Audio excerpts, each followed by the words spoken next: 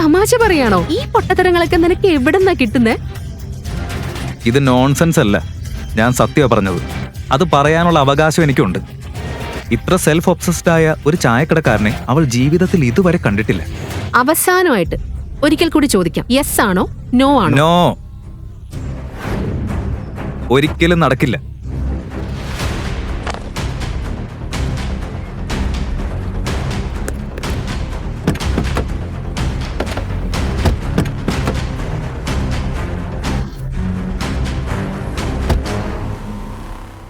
ശരി, okay final. ഇവിടെ നിന്ന് ഇറങ്ങിപ്പോ.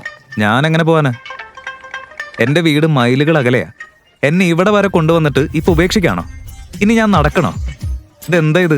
ഞാൻ എവിടെയും പോകുന്നില്ല, ഞാൻ പോവില്ല.